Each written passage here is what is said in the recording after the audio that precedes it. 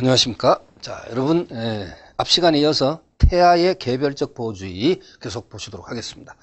자, 일단 별을 달아달라고 이미 주문을 했었고요. 자, 우리 민법의 태도 개별적 보호주의 시험에 아주 잘 나옵니다. 자, 그러면 개별적 보호주의 입각에서 이제 태아에게 인정되는 권리 능력을 따져봐야 되는데요. 자, 우선 1항이 뭡니까? 불법 행위로 인한 손해배상 청구권. 자, 여러분 교재는요, 기본서는 45페이지에 이 부분이 나오고 있습니다. 자, 지금은 역시 핵심 교재를 지금 중심으로 하고 있어요. 자, 1번 불법 행위로 인한 손해배상 청구하면 일단 두 가지 각 측면에서 고려를 해야 됩니다. 거기 여러분 기억이 보면요, 기억. 자, 밑줄 치세요. 부의 생명 침해로 인한 자 자신이 위자료를 청구하는 경우를 말한다. 여기까지 밑줄. 자, 그래서 지금 이렇게 예를 들었었죠. A와 A 다시 부부고요. 아빠와 엄마, 그쵸. 그 다음에, 이 슬라에 A1, A2, 두 명만 하죠, 뭐, 둘이만.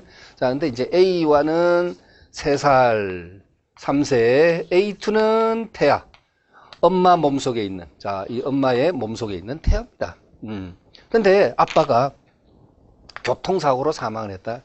자, B의 교통신호를, 정지신호를 무시하고, 질주하던 승용차에 충격을 당하여 A가 현장에서 사망을 하고 말았다라고 했을 때, 그때 마침 그 A의 즉 아내의 몸속에는 지금 태아가 A2가 자라고 있었단 말이죠.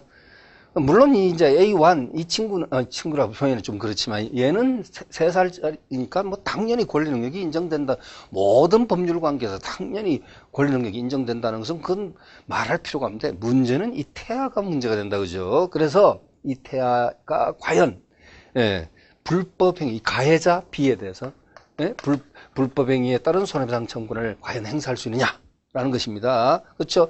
태아 자신이 불법 행위에 직접 피해자가 된 건 아니지만 결국 자신이 태어났을 때는 자신의 아빠가 없게 되었다.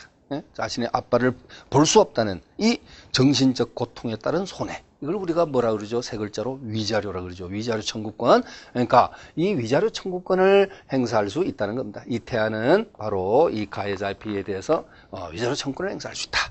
이것이 바로 기억의 내용입니다. 그래서 태아 자신이 불법행위의 피해자가 된 경우가 아니지만 부의 생명 침해로 인한 태아의 정신적 고통에 따른 손해배상 청구, 즉 위자료를 청구할 수 있다. 그 정도로 기억하시면 충분하고요.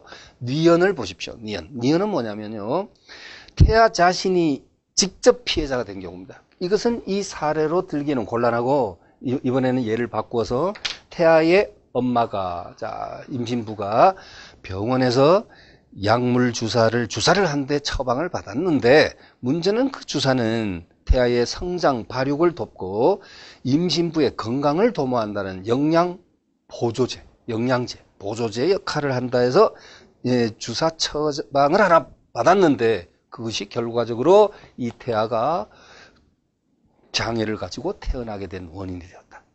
장애를 가지고 태어나게 된 원인이 됐다. 이런 상황이면 이 태아가 직접 피해자가 된 경우입니다. 맞습니까, 여러분? 따라서 이 태아는 그 의료인을 상대로 해서, 그 의료인은 이제 의사를 상대로 해서, C가 이제 의사다 이렇게 본다면요, 이 의사를 상대로 해서 불법 행위에 따른 손해배상 청구를 행사할 수 있다, 이렇게 보는 것이죠. 이해하시죠? 자, 그래서 요 기억과 니언 여러분 구분을 잘 해두시고요. 자, 그 다음에 2번이 상속입니다, 여러분. 자, 상속이 나옵니다. 상속은 제가 입문 과정 때도 잠깐 소개를 했습니다만은, 여러분, 만약에 이 태아의 아빠가 이렇게 사망하게 되었을 때 말입니다. 자, 자, 상속이 어떻게 돼요? 자, 이렇게 예를 들었죠? 1. 자, 이런 친구들은 이제 지울게요, 여러분. 자, 지워버리고, 자, 얘도 지우고, 자, 설명했으니까 지우고, 자, 1. 그리고 1. 자, 배우자는 법정 상속분의 5할이 가산이 되니까 0.5. 그러면 1, 2, 3 플러스 0.5, 공통 분모는 얼마다? 3.5분의 1이다. 자, 이렇게. 그 다음에, 자, 천은 3.5분의 1.5. 이렇게 되겠죠. 그래서, 예를 들어서 계산상 편의를 위해서 이 아빠가 3억 5천만 원의 유산을 남기고 왔다. 그렇게 됐을 때 이 법정 상속분에 의해서 계산을 해보면 당연히 1억 1억 5천만 원 이렇게 상속이 되겠네요. 문제는 여기 얼마냐, 상속 지분이 어떻게 되느냐, 이게 여러분의 시험의 관심사는 아닙니다. 사실 여러분 시험은 상속법이 시험범위에 들어가는 것은 아니기 때문에 지분까지 물어볼 가능성은 약하지만 문제는 포인트는 이 부분이죠. 이 태아가 뭐가 인정된다? 재산 상속이 인정된다는 것입니다. 그러면 재산 상속이 인정되니까 여러분 3항, 4항에 나와 있는 유류분권, 대습상속 이런 것들이 모두 인정되는 거예요. 여러분, 유류분권이 뭐다? 이 유류분권이다, 대습상속이다 하는 것이 도대체 무슨 뜻이다? 대습상속을 의 정의를 바르게 설명한 것을 찾으시오. 이런 문제 있어요? 없습니다. 여러분 시험은 상속법이 시험법이 들어가는 거 아니지만 그래도 여러분 유류분이 뭐고 대습상속이 뭔지 부담 없이 이해를 한번 하고 진행하겠습니다, 여러분. 자, 그래서 유류분이라는 것은 한자로 써보면 남겨준다. 유산할 때 남길 유자에 보류한다. 보류. 분 뭐냐면 일정 분량을 보류해서 남겨준다. 일정 분량을 유보해서 남겨준다. 이 뜻입니다. 직역하면 유류분. 참 어렵죠, 용어가. 그죠? 그래서 이 유류분이 뭐냐면 이렇게 옛날에는, 과거에는 1977년 이전이죠. 과거에는 말입니다. 어떤 그 집안에 이제 아버지가 있는데 재력가입니다. 엄청 재산이 많습니다. 그런데 자식들이 그 아버지의 그 재산만 바라보고 말입니다. 아버지 돌아가시면 저 재산 다 우리 거 되는데 호의호식하면서 그야말로 일도 하지 않고 했다. 아주 방탕한 생활을 즐기고 있었단 말이에요. 그런데 아버지가 딱 사망을 했는데 유언장이 딱 공개가 된단 말이에요. 그 유언장에 뭐라 되느냐, 이 재산, 내가 평생 이룩한 이 재산은 몽땅 부루청소년을 위한 장학재단에 기부를 하겠다. 이렇게 돼버리면 어떻게 됩니까? 그 호의호식 방탕하던 자식들은 한 방에 아시죠, 여러분?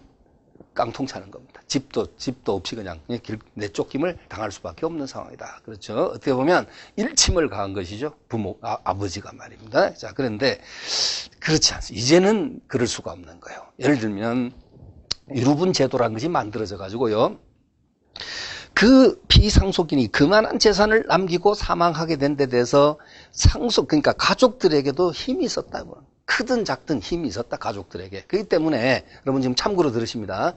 직계 비속과 배우자가 상속인의 지위에 놓일 때는요, 법정 상속분 계산한 거 나오지 않습니까? 이 상속분에 곱하기 2분의 1까지는 유류분으로 인정을 해주고요. 그 다음에 직계 비속이 없어서 직계 존속이 상속인의 지위에 선다거나 아니면 형제자매가 상속인의 지위에 설 때는, 상속인이 될 때는, 법정 상속 순위에 들어갈 때는, 이때는 법정 상속분 계산한 것에 곱하기 3분의 1까지는 유류분으로 인정을 해준다라는 제도가 되겠습니다. 아시겠죠? 자, 이런 것이 여러분 시험에는 물어보는 거 아니에요. 자, 저 암기해야 되는 거 아닙니다. 자, 유류분의 의미 이해하셨나요? 자, 태아에게도 그러면 결론, 유류분이 인정이 된단 말이에요. 직계 비속이니까 법정 상속분에 곱하기 2분의 1까지는 인정이 될 수 있다. 이해되시죠?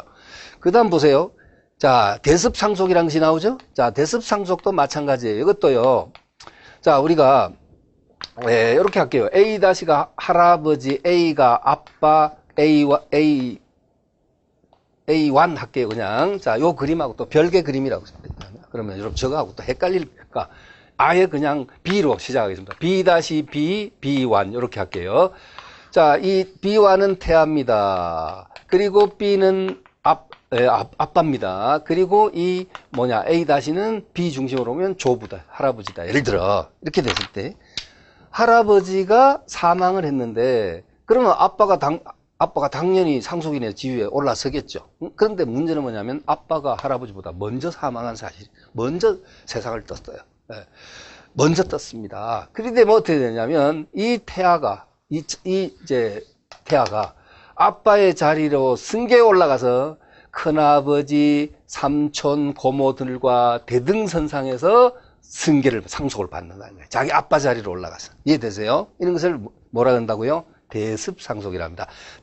습 이게 뭐냐면 왕위를 세습한다 할 때 습자 있잖아요. 자리를 물려받는다. 이런 의미를 가진 게 이 대습상속이. 이해되시죠? 이렇게 느낌만 가주시면 되겠습니다. 자, 이렇게 해서 그러면 결국 상속이 인정되니까 유류분도 인정, 대습상속도 인정, 이건 자동으로 인정되는 거야. 그런데요.